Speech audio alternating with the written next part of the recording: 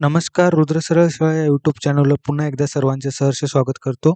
तर आजच्या व्हिडिओमध्ये आपण बघणार आहोत 20 ऑगस्ट 2023 मध्ये जी तलाठी भरती झाली होती, त्या तलाठी भरतीमधील मराठी या विषयाचे जे 25 क्वेश्चन आहेत, त्या 25 क्वेश्चनचा आपण आज या व्हिडिओच्या माध्यमातून ॲनालिसिस करणार आहोत.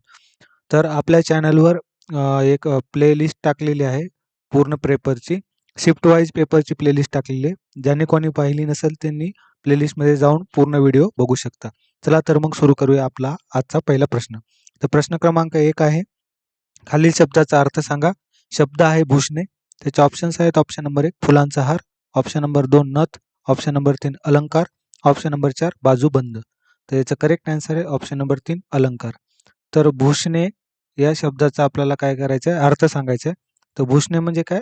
तर भूषणेचा अर्थ आहे दागिने पण असा होतो, किंवा आपण त्याला दुसऱ्या शब्दामध्ये आभूषणे पण म्हणू शकतो किंवा अलंकार पण म्हणू शकतो. तर याचा करेक्ट आन्सर आहे ऑप्शन नंबर 3 अलंकार. त्यानंतर पुढचा प्रश्न, प्रश्न क्रमांक 2. कधीतरी ही पैठणी मी धरते उरी कवळून, या काव्यपंक्तीतील उरी या शब्दाचा समानार्थी शब्द ओळखा. त्याचे ऑप्शन्स आहेत: ऑप्शन नंबर 1 डोळ्याशी, ऑप्शन नंबर 2 ओठाशी, ऑप्शन नंबर 3 छातीशी, ऑप्शन नंबर 4 गळ्याशी. तर याचं करेक्ट आन्सर आहे ऑप्शन नंबर 3 छातीशी. तर उरी या शब्दाचं काय ओळखायचं आपल्याला? समानार्थी शब्द ओळखायचा आहे. तर उरी म्हणजेच काय? जे आपण म्हणतो ऊर. ऊर भरून आला म्हणजे काय? तर आपली छाती भरून येते. तर ऊर या शब्दाचा म्हणजे उरी म्हणजे काय? तर छातीशी त्यांनी काय केलं? पैठणी ही अ, कळवळली म्हणजे काय? पैठणी छातीला लावली असं आपण म्हणू शकतो. त्यामुळे ऑप्शन नंबर 3 याचं करेक्ट आन्सर आहे. त्यानंतर पुढचा प्रश्न, प्रश्न क्रमांक 3. खालील शब्दाचा विरुद्धार्थी शब्द ओळखा. शब्द आहे काळा. त्याचे ऑप्शन्स आहेत: ऑप्शन नंबर 1 सावळा, ऑप्शन नंबर 2 गोरा, ऑप्शन नंबर 3 गडद, ऑप्शन नंबर 4 गव्हाळ. तर याचं करेक्ट आन्सर आहे ऑप्शन नंबर 2 गोरा. तर हा सोपा प्रश्न होता. तर काळ्या शब्दाचा आपल्याला काय करायचं आहे? विरुद्धार्थी शब्द ओळखायचा आहे. तर काळाचा विरुद्धार्थी शब्द आहे गोरा. त्यानंतर पुढचा प्रश्न, प्रश्न क्रमांक 4. खालील नकारार्थी वाक्याचे होकारार्थी वाक्यातील योग्य रूपांतरण दर्शवणारे विधान ओळखा. वाक्य आहे, ही काही वाईट कल्पना नाही. त्याचे ऑप्शन्स आहेत: ऑप्शन नंबर 1 ही कल्पना चांगली नसावी, ऑप्शन नंबर 2 ही कल्पना चांगली आहे, ऑप्शन नंबर 3 ही कल्पना वाईट व चांगली आहे, ऑप्शन नंबर 4 ही कल्पना वाईट व चांगली नाही. तर आपल्याला काय करायचंय? जे नकारार्थी वाक्य आहे, तर नकारार्थी वाक्याचं आपल्याला रूपांतर करायचंय होकारार्थी वाक्यामध्ये. होकारार्थी वाक्यामध्ये तर वाक्य काय? ही काही वाईट कल्पना नाही. तर कल्पना काय वाईट नाहीये म्हणजे काय? तर कल्पना काय आहे? चांगली आहे. त्यामुळे ऑप्शन नंबर 2 याचा करेक्ट आन्सर आहे. तर जेव्हा आपण नकारार्थीचं होकारार्थीमध्ये किंवा होकारार्थीचं नकारार्थी वाक्यामध्ये रूपांतर करतो, तेव्हा वाक्याचा अर्थ न बदलता आपण हे रूपांतरण करायचं असतं. म्हणजे काय? वाक्यामध्ये असा एखादा शब्द धरायचा, त्याचा आपल्याला विरुद्धार्थी शब्द करून वाक्य होकारार्थी किंवा नकारार्थी करायचं असतं. त्यामुळे ऑप्शन नंबर 2 याचं करेक्ट आन्सर आहे. त्यानंतर पुढचा प्रश्न, प्रश्न क्रमांक 5. रायगडाला जेव्हा जाग येते हे नाटक कोणी लिहिले? त्याचे ऑप्शन्स आहेत: ऑप्शन नंबर 1 नास Inamdar, option number 2 Mahesh Elkunchwar, option number 3 Vijay Tendulkar, option number 4 Vasant Kanetkar. तर याचं करेक्ट आन्सर आहे ऑप्शन नंबर 4 वसंत कानेटकर यांनी रायगडाला जेव्हा जाग येते हे नाटक लिहिलेलं आहे. तर वसंत कानेटकर यांची महत्वाची काय साहित्य इथं दिलेले आहेत, जसं की अखेरचा सवाल, अश्रूंची झाली फुले, इथे उसळला मृत्यू, कस्तुरी मृग, गगनभेदी, गरुडझेप, गोष्ट जन्मांतरीची, छूमंतर, नलदमयंती, प्रिय आईस, प्रेम तुझा रंग कसा, मत्स्यगंधा, मास्तर एके मास्तर, सोनचापा, हिमालयाची सावली. हे काय आहेत? हे सगळे नाटके आहेत. आणि कादंबऱ्या कुठल्या आहेत? तिथे चाल राणी, पंख, पोरका आणि रमाई ह्या कादंबऱ्या आहेत. तर याचा स्क्रीनशॉट काढून घ्या किंवा तुमच्या वहीमध्ये तुम्ही लिहून घेऊ शकता. त्यानंतर पुढचा प्रश्न, प्रश्न क्रमांक 6. खालील पर्यायातून लंकेची पार्वती या शब्दार्थाचा वाक्यातील योग्य उपयोग दर्शवणारे विधान ओळखा. त्याचे ऑप्शन्स आहेत: ऑप्शन नंबर 1 सोन्याची आभूषणे परिधान केलेली नववधू लंकेची पार्वती वाटली, ऑप्शन नंबर 2 लंकेची पार्वती हिमालयात राहते का, ऑप्शन नंबर 3 कर्जबाजारी झालेल्या रावने पत्नीच्या अंगावरचे सर्व दागिने विकून टाकले व तिला लंकेची पार्वती केली, ऑप्शन नंबर 4 दागिन्यांनी मडलेली राजनंदिनी लंकेची पार्वती झाली होती. तर याचं करेक्ट आन्सर आहे ऑप्शन नंबर 3 कर्जबाजारी झालेल्या रामरावने पत्नीच्या अंगावरचे सर्व दागिने विकून टाकले व तिला लंकेची पार्वती केली. तर लंकेची पार्वती या शब्दाचा अर्थ काय आहे? लंकेची पार्वती म्हणजे काय? तर अतिशय गरीब स्त्री असं आपण म्हणू शकतो. म्हणजे काय? तर रामराव हा त्या पत्नीचा म्हणजे पती होता. तर रामरावने काय केलं?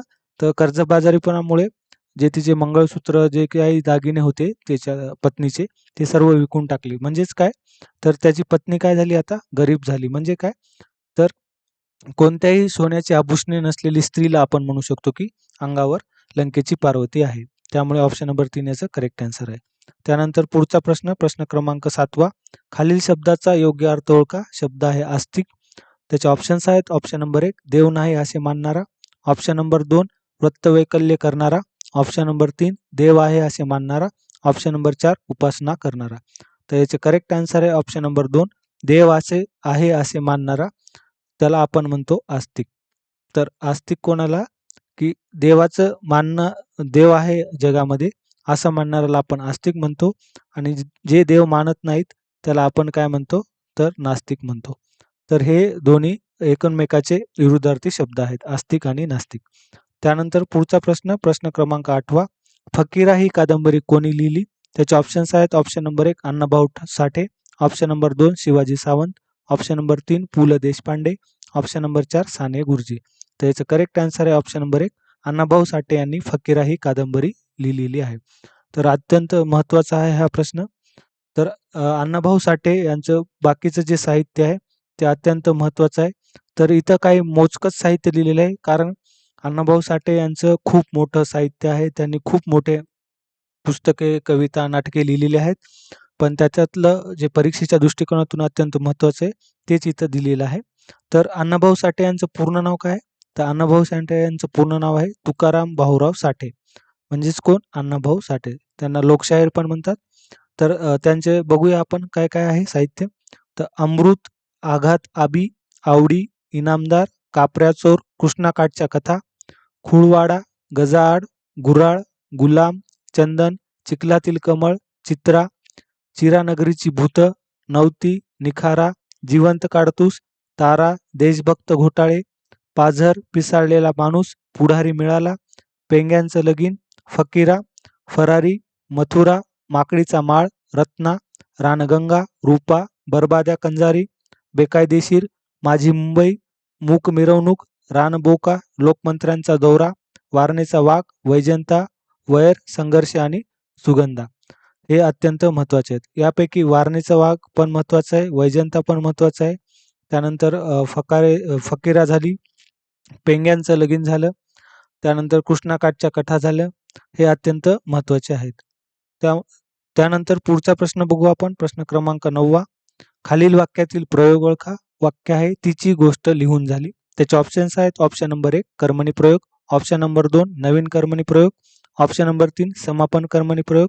ऑप्शन नंबर 4 पुराण कर्मणी प्रयोग. तर याचं करेक्ट आन्सर आहे ऑप्शन नंबर 3 समापन कर्मणी प्रयोग. तर कर्मणी प्रयोग कसा ओळखायचा? तर समापन कर्मणी प्रयोगामध्ये जी कृती जी असती ती पूर्ण झाल्याचे सूचित होते. म्हणजे काय? जे कार्य असतं तर कार्य समाप्त झाल्याचं सूचित होतं. कार्य समाप्त झाल्याचं सूचित होतं. तर त्याला आपण म्हणतो की समापन कर्मणी प्रयोग.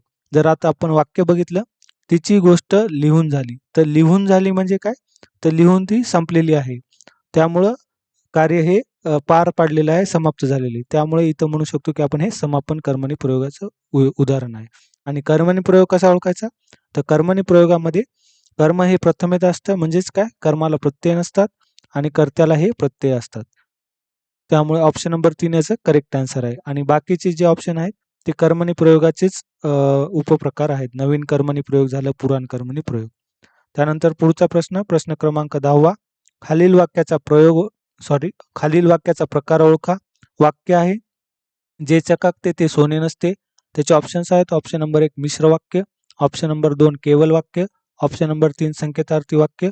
ऑप्शन नंबर 4 संयुक्त वाक्य. तर याचं करेक्ट आन्सर आहे ऑप्शन नंबर 1 मिश्र वाक्य आहे. तर मिश्र वाक्य कसं ओळखायचं? तर मिश्र वाक्याचे हे 4 उपप्रकार आहेत. स्वरूपबोधक मिश्र वाक्य, कारणबोधक मिश्र वाक्य, उद्देशबोधक मिश्र वाक्य आणि संकेतबोधक मिश्र वाक्य. तर आता याच्यामध्ये काय आले की हे स्वरूपबोधक मिश्र वाक्य आहे. तर कसं ओळखलं आपण? तर स्वरूपबोधकमध्ये म्हणून, की, जे हे जे उभयान्वयी अव्यय असतात, तर या उभयान्वयी अव्ययाने हे वाक्य जोडलेले असतात. किंवा आता म्हणून, की, जे आता वाक्यामध्ये जे आणि ते हे आलेले आहेत. त्यामुळे हे स्वरूपबोधक मिश्र वाक्य झालं. आणि कारणबोधकमध्ये कारण, कारण, की हे शब्द येतात. आणि उद्देशबोधकमध्ये म्हणून, यास्तव, तस्मात हे शब्द वाक्य जोडतात. आणि संकेतबोधकमध्ये जर, तर, जरी, तरी, जेव्हा, तेव्हा यांनी वाक्य जोडलेले असतात. तर हे झालं मिश्र वाक्याचा प्रकार. त्यानंतर पुढचा प्रश्न, प्रश्न क्रमांक 11. खालील म्हणीचा योग्य अर्थ ओळखा. मन आहे दुरून डोंगर साजरे. त्याचे ऑप्शन्स आहेत. ऑप्शन नंबर 1, कुठेही गेले तरी मनुष्य स्वभाव सारखाच. ऑप्शन नंबर 2, दुसऱ्याचा अनुभव पाहून मनुष्य शहाणा होतो. ऑप्शन नंबर 3, कोणतीही गोष्ट लांबूनच चांगली दिसते, जवळून तिचे खरे स्वरूप कळून येते. ऑप्शन नंबर 4, पुष्कळ लोक जे बोलतात ते खरे.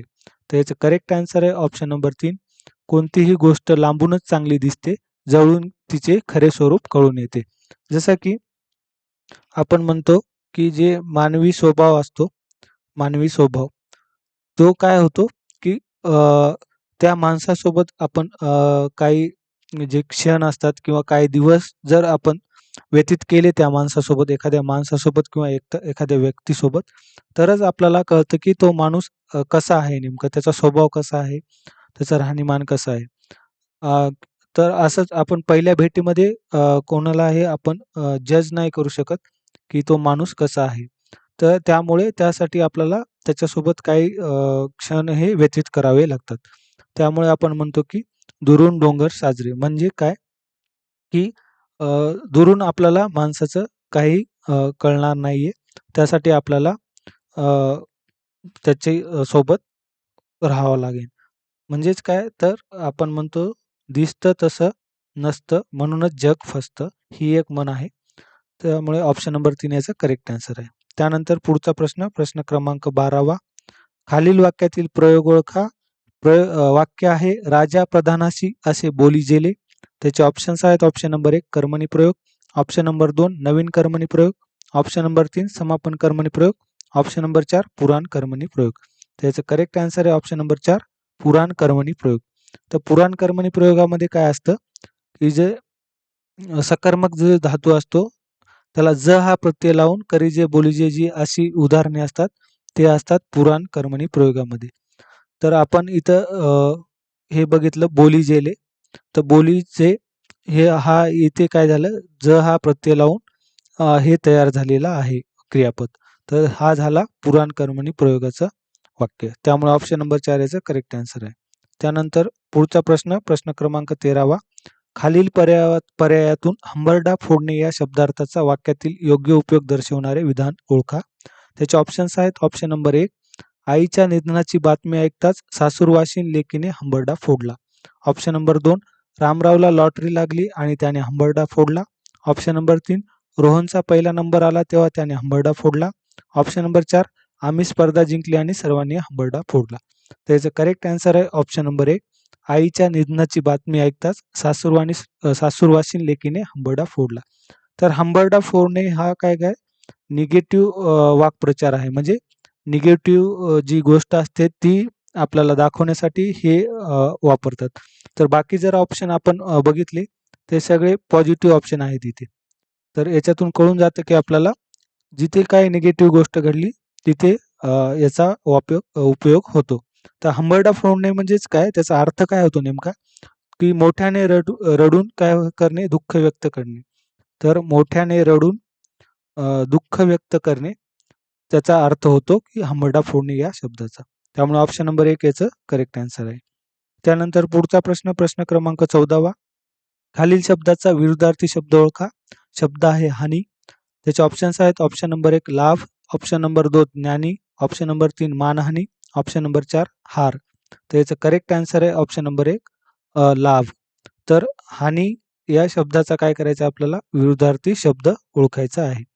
तर हानी म्हणजे काय? हानी म्हणजे आपण म्हणू शकतो की एक प्रकारचं नुकसान किंवा तोटा पण म्हणू शकतो किंवा क्षती पण म्हणू शकतो आपण. तर त्यामुळे त्याचा विरुद्धार्थी शब्द काय आहे इथं, लाभ. त्यामुळे ऑप्शन नंबर 1 याचं करेक्ट आन्सर आहे. त्यानंतर पुढचा प्रश्न, प्रश्न क्रमांक 15. खालील शब्दाचा समास ओळखा. शब्द आहे प्रतिक्षण. त्याचे ऑप्शन्स आहेत ऑप्शन नंबर 1 तत्पुरुष समास, ऑप्शन नंबर 2 बहुव्रीही समास, ऑप्शन नंबर 3 अव्ययीभाव समास, ऑप्शन नंबर 4 द्विगु समास. याचं करेक्ट आन्सर आहे ऑप्शन नंबर 3. हे अव्ययीभाव समासाचं उदाहरण आहे. तर अव्ययीभाव समास ओळखायचा कसा? तर अव्ययीभाव समास अ, ओळखण्यासाठी त्याची काही वैशिष्ट्ये आपल्याला माहित पाहिजे. जसं की समासाचं जे पहिले पद आहे ते महत्त्वाचं असतं किंवा पहिल्या पदाचा उपयोग क्रियाविशेषणासारखा केलेला असतो किंवा जे पहिलं पद असतं ते फारसी उपसर्ग असतात त्याला लागलेले. जसं की बे, दर, बेशक, गैर, बिन हे फारसी उपसर्ग लागलेले असतात किंवा शब्दाची द्विरुक्ती झालेली असते. म्हणजेच काय शब्द परत परत किंवा दोनदा आलेले असतात. जसं की वारंवार आहे इथं पानोपानी, दारोदार. त्यानंतर आ, यथा, प्रति हे यासारखे संस्कृत उपसर्ग लागून तयार झालेले शब्द पण अव्ययीभाव समासाचं उदाहरण आपण म्हणू शकतो. जसं की आता या प्रश्नामध्ये प्रतिक्षण हा शब्द आहे. तर प्रति हा काय झालाय? हा प्रति हा संस्कृत उपसर्ग इथं लागून हा समास तयार झालेला आहे. तर जे पहिलं पद आहे प्रति हे महत्वाचं आहे इथं. तर ते प्रति काय आहे? हा संस्कृत उपसर्ग. त्यामुळे हे झालं अव्ययीभाव समासाचं उदाहरण. त्यामुळे ऑप्शन नंबर 3 याचं करेक्ट आन्सर आहे. त्यानंतर पुढचा प्रश्न, प्रश्न क्रमांक 16वा. मंगल देशा, पवित्र देशा, महाराष्ट्र देशा या काव्यपंक्तीतील पवित्र या शब्दाचा समानार्थी शब्द ओळखा. त्याचे ऑप्शन्स आहेत ऑप्शन नंबर 1 तीर्थ, ऑप्शन नंबर 2 पूजनीय, ऑप्शन नंबर 3 निर्मळ, ऑप्शन नंबर 4 शुभंकर. तर याचं करेक्ट आन्सर आहे ऑप्शन नंबर 3 निर्मळ. तर पवित्र या शब्दाचा आपल्याला समानार्थी शब्द ओळखायचा आहे. तर पवित्र म्हणजेच काय? आपण म्हणू शकतो त्याला शुद्ध किंवा पावन पण म्हणू शकतो किंवा त्याला आपण सात्विक पण म्हणू शकतो. सात्विक हे झाले समानार्थी शब्द किंवा मंगल पण त्याचा समानार्थी शब्द आहे किंवा निर्मळ पण म्हणू शकतो आपण त्याला. तर त्यामुळे ऑप्शन नंबर 3 याचं करेक्ट आन्सर आहे. त्यानंतर पुढचा प्रश्न, प्रश्न क्रमांक 17वा. खालील वाक्प्रचाराचा योग्य अर्थ ओळखा. वाक्प्रचार आहे जखमीवर मीठ चोळणे. त्याचे ऑप्शन्स आहेत ऑप्शन नंबर 1 मायेने सांभाळणे, ऑप्शन नंबर 2 मन घट करणे, ऑप्शन नंबर 3 उणिवेवर प्रहार करणे, ऑप्शन नंबर 4 खूप कष्ट करणे. तर याचं करेक्ट आन्सर आहे ऑप्शन नंबर 3 उणिवेवर प्रहार करणे म्हणजेच काय जखमीवर मीठ चोळणे. तर म्हणजेच काय याचा अर्थ काय होतो नेमका जखमीवर मीठ चोळणे? ही आपण कॉमनली रोजच्या भाषेमध्ये जेव्हा आपण बोलतो एखाद्याशी तेव्हा हे वापरतात. का माझ्या जखमीवर मीठ चोळतो? म्हणजेच काय? तर फॉर एक्झाम्पल आपण घेऊया, की एखादा आपला मित्र आहे आणि दोघे पण स्पर्धा परीक्षेची तयारी करतायत. तर हे 2 मित्र आहेत. तर या मित्राचं काय झालं? हा मित्र फेल झाला एक्झाममध्ये. आणि बी मित्र काय म्हणतोय त्याला, की बी मित्र झालाय पास. तर बी मित्र अ, अ, त्याला म्हणतोय, की "अरे, तू का फेल झालास? थोडा अभ्यास केला असता तर अजून म्हणजे पास झाला असता आणि तू माझ्यासोबत आज ऑफिसमध्ये गेलेला असता." म्हणजे काय? हा बी मित्र काय करतो त्याच्या जखमीवर मीठ चोळतोय. म्हणजे काय? त्याच्या उणिवा त्याला दाखवून त्याचा कमीपणा त्याला दाखवतोय. म्हणजेच काय ते जखमीवर मीठ चोळणे हा त्याचा अर्थ होतो. त्यानंतर पुढचा प्रश्न, प्रश्न क्रमांक 18वा. खालील वाक्याचे संयुक्त वाक्यातील योग्य रूपांतरण दर्शवणारे विधान ओळखा. विधान आहे आभाळ भरून आले, पावसाला सुरुवात झाली. त्याचे ऑप्शन्स आहेत ऑप्शन नंबर 1 आभाळ भरून आले आणि पावसाला सुरुवात झाली. ऑप्शन नंबर 2 आहे आभाळ भरून आले, पावसाला सुरुवात झाली. ऑप्शन नंबर 3 आहे आभाळ भरून आले, पावसाला सुरुवात होईल. ऑप्शन नंबर 4 आभाळ भरून आल्यावर पावसाला सुरुवात होईल.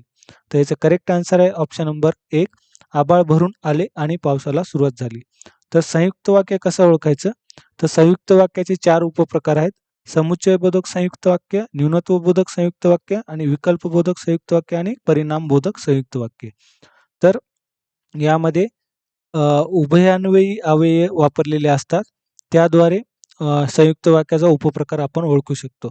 जसं की आता जर ऑप्शन नंबर 1 बघितलं आपण, तिथे आणि हा जो उभयान्वयी अव्यय आहे, त्याने 2 वाक्य जोडलेले आहेत. जसं की पहिलं वाक्य आहे, आभाळ भरून आले आणि पावसाला सुरुवात झाली. हे दुसरं वाक्य आणि या उभयान्वयी हे समुच्चयबोधक उभयान्वयी अव्यय आहे. आणि व अन. न्यूनत्वबोधकमध्ये पण, परंतु, परी. विकल्पबोधकमध्ये किंवा, वा, अथवा, की. परिणामबोधकमध्ये म्हणून, सबब, त्यामुळे. तर ऑप्शन नंबर 1 याचा करेक्ट आन्सर आहे. त्यानंतर पुढचा प्रश्न, प्रश्न क्रमांक 19वा. स्वामी ही कादंबरी कोणी लिहिली? त्याचे ऑप्शन्स आहेत. Option number 1 Vyankatesh Madgulkar, option number 2 Ranjit Desai, option number 3 Annabhau Sathe, option number 4 V V. Shirwadkar. त्याचं करेक्ट आन्सर आहे ऑप्शन नंबर 2 रणजित देसाई यांनी स्वामी ही कादंबरी लिहिली आहे. तर हे अत्यंत महत्त्वाचे आहे. रणजित देसाई यांचे बाकीचे काही महत्त्वाचं साहित्य इथं दिलेलं आहे. तर स्वामी ही कादंबरी त्यांनी लिहिली आहे. स्वामीसोबत मधुमती, पावनखिंड, श्रीमान योगी, गंधाली, वारस, राधेय, रामशास्त्री हे नाटक आहे. पांगुळगाडा, राजा रवी वर्मा, पंख झाले वैरी, संकेत, लक्षवेध, प्रतीक्षा, लोकनायक हे नाटक आहे. समिधा आणि वैशाख ह्या कादंबऱ्या आहेत. तर हे पण अत्यंत महत्त्वाचे आहे, लिहून ठेवा तुम्ही. त्यानंतर पुढचा प्रश्न, प्रश्न क्रमांक 20वा. खालील म्हणीचा योग्य अर्थ ओळखा. मन आहे दाम करी काम.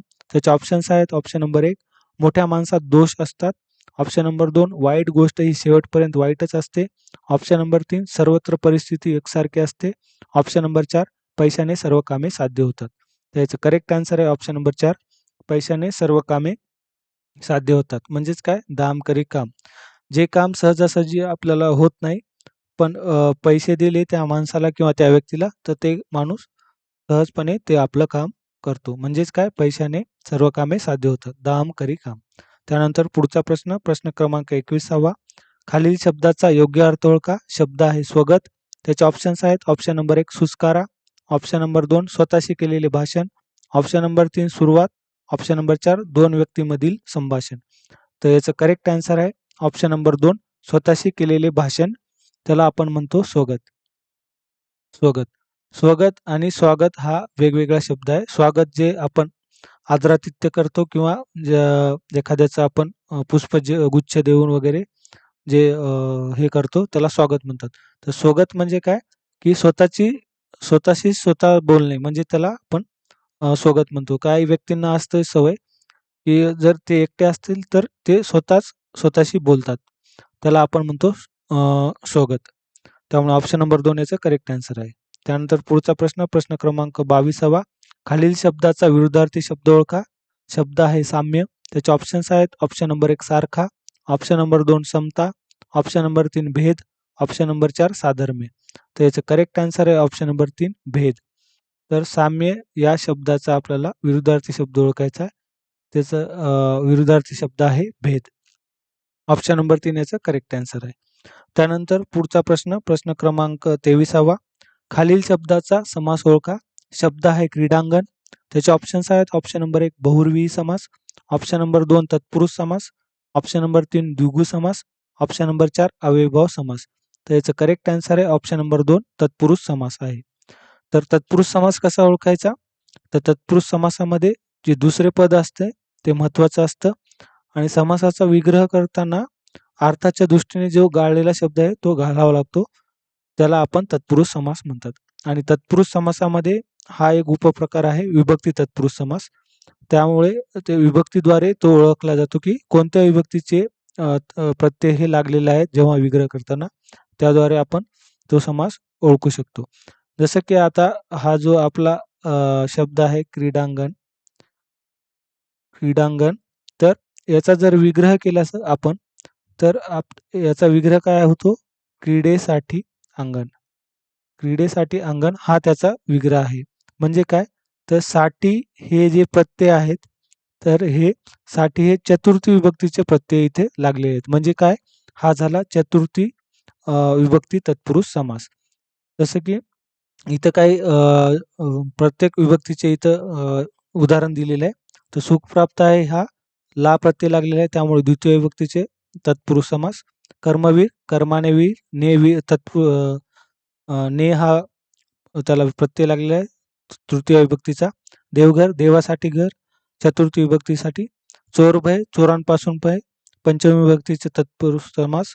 देवपूजा देवाची पूजा षष्ठी विभक्ती तत्पुरुष समास. पानकोंबडा पाण्यातील कोंबडा सप्तमी विभक्ती तत्पुरुष समास.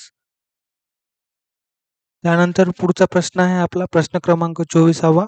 खालील शब्दाचा अर्थ ओळखा. शब्द आहे काष्ट. त्याचे ऑप्शन्स आहेत. ऑप्शन नंबर 1 रान, ऑप्शन नंबर 2 लाकूड, ऑप्शन नंबर 3 रुची, ऑप्शन नंबर 4 काठ. त्याचं करेक्ट आन्सर आहे ऑप्शन नंबर 2 लाकूड. तर कास्ट हा जो शब्द आहे कास्ट, तर हा शब्द जो आहे कास्ट तो आहे तत्सम शब्द. तत्सम शब्द म्हणजे काय? जर संस्कृतमधून जशास तसा मराठी भाषेमध्ये आलेला शब्द त्याला आपण म्हणतो तत्सम शब्द. तर तत्सम संस्कृतमध्ये लाकूडला काय म्हणतात? काष्ट. त्यामुळे हा शब्द आहे तत्सम शब्द. त्यामुळे ऑप्शन नंबर 2 याचं करेक्ट आन्सर आहे. त्यानंतर पुढचा प्रश्न आणि शेवटचा प्रश्न. खालील पर्यायातून जीवाचे रान करणे या शब्दार्थाचा वाक्यातील योग्य उपयोग दर्शवणारे विधान ओळखा. त्याचे ऑप्शन्स आहेत. ऑप्शन नंबर 1 कडकडून भूक लागली की मी जीवाचे रान करून जेवतो. ऑप्शन नंबर 2 शेतकरी शेतात उत्तम पीक यावे म्हणून जीवाचे रान करतो. ऑप्शन नंबर 3 मी काश्मीरला सहलीला जाऊन जीवाचे रान केले. ऑप्शन नंबर 4 जीवाचे रान करणे शक्य असते का कधी? त्याचं करेक्ट आन्सर आहे ऑप्शन नंबर 2 शेतकरी शेतात उत्तम पीक यावे म्हणून जीवाचे रान करतो. तर जीवाचे रान करणे म्हणजे काय? तर जीवाचे रान करणं म्हणजे एकदम कष्ट करणे, अतिशय मेहनत करणे. तर अतिशय मेहनत करणे किंवा खूप कष्ट करणे. खूप कष्ट करणे असं पण म्हणतो. तर जे आपले शेतकरी आहेत, शेतकरी काय करतात? तर शेतामध्ये अ, अ, म्हणजे काय म्हणतो त्याला दिवस-रात्र ते शेतामध्ये राबतात. म्हणजे काय रात्रीची पण लाईट असते, तेव्हा पण ते काय जातात? शेतात जातात. म्हणजे काय? अतिशय कष्ट करतात. तेव्हा कुठं त्यांना पिकाचा त्या मोबदला भेटतो. त्यामुळे आपण म्हणतो की जीवाचे रान करणे. तर आजच्या व्हिडिओमध्ये आपण इथेच थांबणार आहोत. अ, तर व्हिडिओ आवडल्यास नक्की व्हिडिओला लाईक करायला विसरू नका. चॅनलला सबस्क्राईब करायला विसरू नका आणि तुमचे जे कोणी मित्रमैत्रिणी असतील त्यांच्यासोबत हा व्हिडिओ शेअर करायला विसरू नका. भेटूया पुढच्या व्हिडिओमध्ये. नमस्कार.